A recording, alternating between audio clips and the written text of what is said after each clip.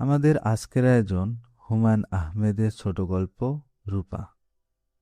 ভাই, আপনি কি একটা ইন্টারেস্টিং গল্প শুনতে চান?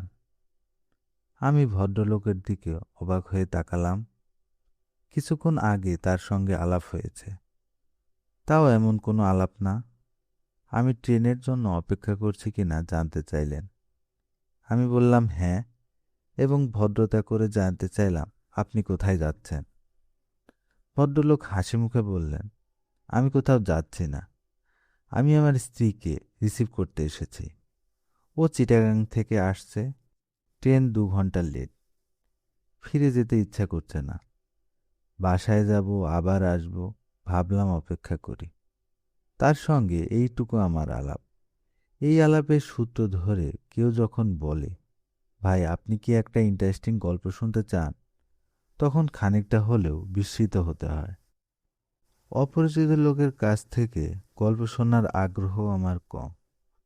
তাছাড়া আমি আমার দীর্ঘদিনের অভিজ্ঞতায় লক্ষ্য করেছি, ইন্টারেস্টিং গল্প বলে যে গল্প শুরু হয়, সে গল্প কখনোই ইন্টারেস্টিং হয় না। আমি কিছু না বলে চুপ করে রইলাম। ভদ্রলোক বুদ্ধিমান হলে আমার চুপ করে থাকার অর্থ বুঝতে পারতেন। বুদ্ধিমান না হলে এই গল্প আমার শুনতেই হবে। দেখা গেল ভদ্রলোক মোটেই বুদ্ধিমান নন।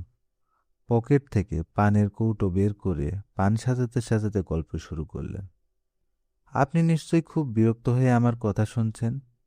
নিতান্তই অপরিচিত একজন মানুষ হড়বড় করে গল্প বলা শুরু করেছে। বিরক্ত হবারই কথা, কিন্তু সমস্যাটা কি জানেন? আজ আমার একটা বিশেষ দিন। এই বিশেষ দিনে আমার মজার গল্পটা কাউকে না কাউকে বলতে ইচ্ছে করে। যদি অনুমতি দেন গল্পটা বলি। বলুন, আপনি কি পান খান? জি না। একটা খেয়ে দেখুন, মিষ্টি পান, খারাপ লাগবে না। আপনি কি বিশেষ দিনে গল্পের সঙ্গে সঙ্গে সবাইকে পানও খাওয়ান? ভদ্রলোক হেসে ফেললেন, আন্তরিক ভঙ্গিতেই হাসলেন। ভদ্রলোকের বয়স 40-এর মতো হবে। অত্যন্ত সুপুরুষ। ধবধবে সাদা পায়জামা পাঞ্জাবিতে তাকে চমৎকার মানিয়েছে। মনে হচ্ছে তিনি স্ত্রীর জন্য খুব সেজেগুজেই এসেছেন। প্রায় 20 বছর আগের কথা। আমি তখন ঢাকা বিশ্ববিদ্যালয়ে অনার্স করছি, পদার্থবিদ্যায়। এখানে অন্ধকার বলে আপনি হয়তো আমাকে পরিষ্কার দেখতে পাচ্ছেন না। আলো থাকলে বুঝতেন আমি বেশ সুপুরুষ। 20 বছর আগে দেখতে রাজপুতের মতো ছিলাম। ছাত্রমহলে আমার একটা নাম ছিল, দ্য প্রিন্স। মজার ব্যাপার হচ্ছে, মেয়ে মহলে আমার কোনো পাত্তা ছিল না।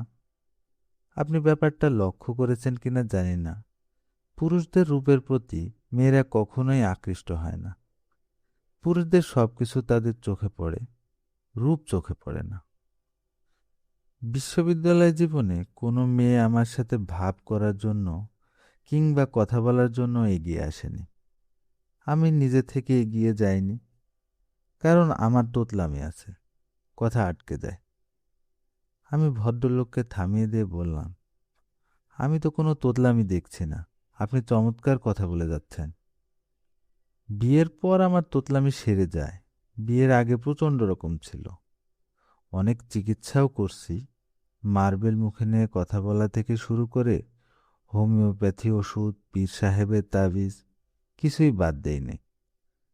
যাই হোক, গল্পে ফিরে যাই। আমার সাবসিডিয়ারি ছিল ম্যাথ এবং কেমিস্ট্রি। কেমিস্ট্রির সাবসিডিয়ারিতে একটা মেয়েকে দেখে আমার দম বন্ধ হয়ে যাবার মতো অবস্থা হলো। কি মিষ্টি চেহারা, দীর্ঘ পল্লব, ছায়াময় চোখ। সে চোখ সবসময় হাসছে। ভাই, আপনি কি কখনো প্রেমে পড়েছেন? জি না।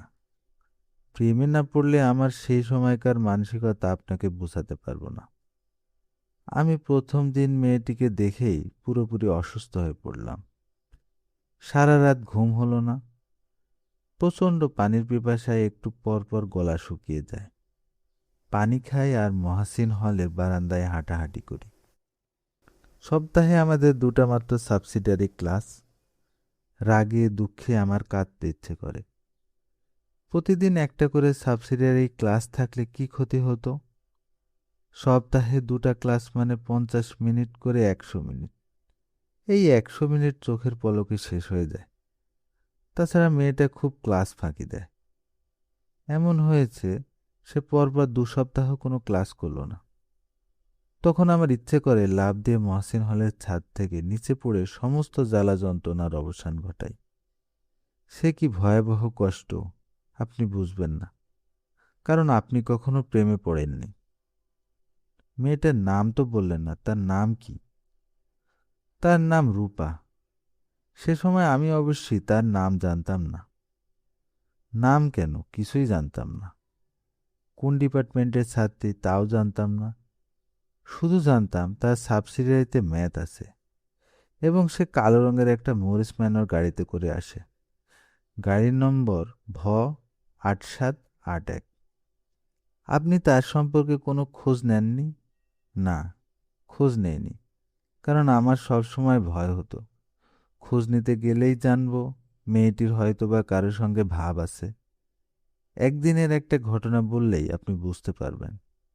সাবসিডিয়ারি ক্লাস শেষে হঠাৎ লক্ষ্য করলাম মেয়েটা হেসে হেসে একটা ছেলের সঙ্গে গল্প করছে।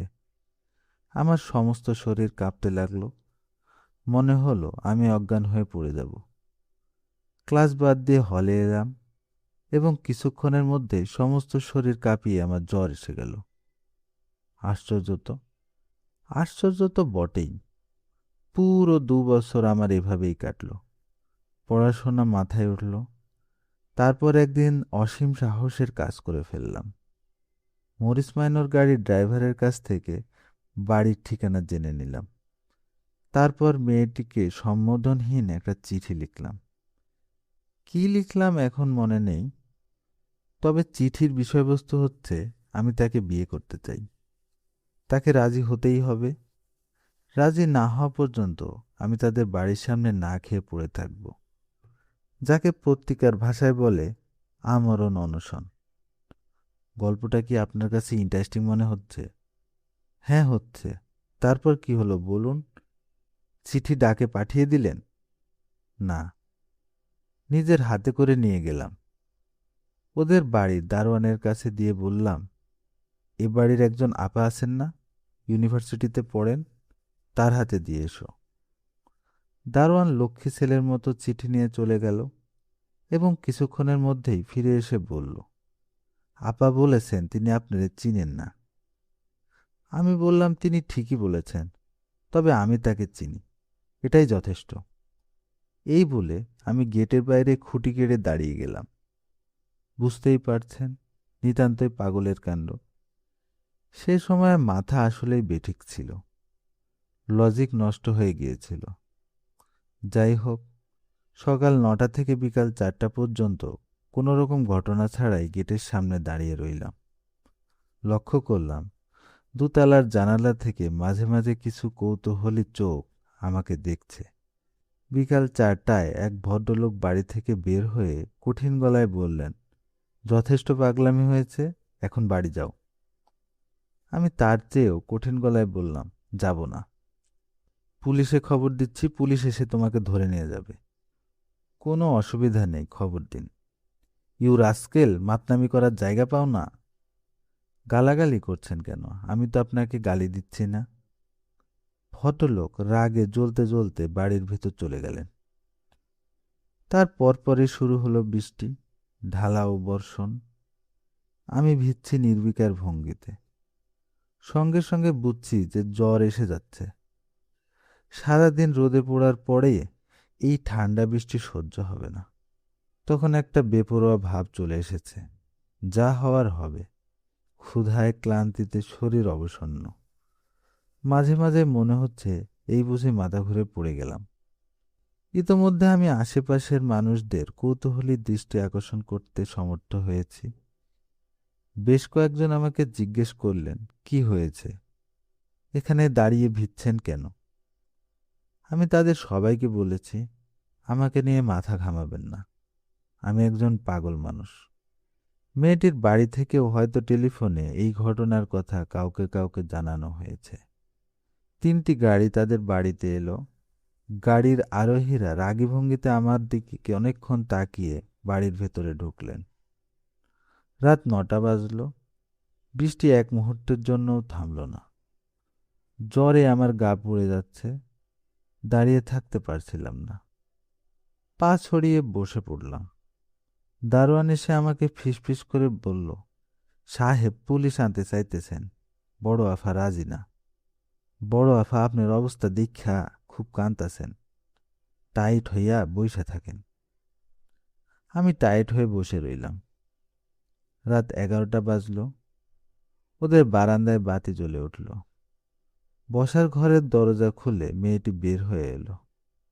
মেয়েটির পেছন পেছন ওদের বাড়ির সব কজন মানুষ। ওরা কেউ বারান্দায় নামল না। মেয়েটি একা এগিয়ে এলো, আমার সামনে এসে দাঁড়ালো এবং অসম্ভব কোমল গলায় বলল, কেন এমন পাগলামি করছেন? আমি হতভম্ব হয়ে তাকিয়ে রইলাম, কারণ এই মেয়ে সেই মেয়ে নয়, অন্য একটি মেয়ে। একে আমি কোনোদিন দেখিনি। মরিস মাইনর গাড়ির ড্রাইভার আমাকে ভুল ঠিকানা দিয়েছে, হয়তো ইচ্ছা করেই দিয়েছে। মেয়েটি নরম গলায় বলল, আসুন, ভেতরে আসুন, টেবিলে খাবার দেওয়া হয়েছে, আসুন তো। আমি উঠে দাঁড়ালাম। বলতে চেষ্টা করলাম, কিছু মনে করবেন না, আমার ভুল হয়ে গেছে। আপনি সেই মেয়ে নন, আপনি অন্য একজন। মেয়েটির মমতায় ডুবানো চোখের দিকে তাকিয়ে এই কথা বলা সম্ভব হলো না। এত মমতা নিয়ে কোনো নারী আমার দিকে তাকায়নি। জ্বরের ঘোরে আমি ঠিকমতো পা ফেলতে পারছিলাম না। মেয়েটি বলল, আপনার বোধহয় শরীর খারাপ, আপনি আমার হাত ধরে হাঁটুন, কোনো অসুবিধা নেই। বাসার সবাই বারান্দায় দাঁড়িয়ে কঠিন চোখে আমাদের দিকে তাকিয়ে আছে। তাদের সবার কঠিন দৃষ্টি উপেক্ষা করে মেয়েটি হাত বাড়িয়ে দিল। যে গভীর ভালোবাসায় হাত বাড়ালো, সে গভীর ভালোবাসা উপেক্ষা করার ক্ষমতা ঈশ্বর মানুষকে দেননি।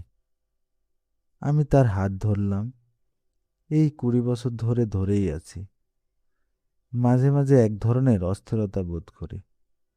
ভ্রান্তির এই গল্প আমার স্ত্রীকে বলতে ইচ্ছা করে, বলতে পারি না। তখন আপনার মতো অপরিচিত কাউকে খুঁজে বের করি, গল্পটা বলি, কারণ আমি জানি এই গল্প কোনোদিন আমার স্ত্রীর কানে পৌঁছাবে না। আচ্ছা ভাই, উঠি, আমার ট্রেন এসে গেল। ভদ্রলোক উঠে দাঁড়ালেন। দূরে ট্রেনের আলো আলো দেখা যাচ্ছে। রেল লাইনের ঘর ঘর শব্দ উঠছে। ট্রেন সত্যি সত্যি এসে গেল। এতক্ষণ আপনারা শুনছিলেন হুমায়ুন আহমেদের ছোট গল্প রূপা। ধন্যবাদ সবাইকে।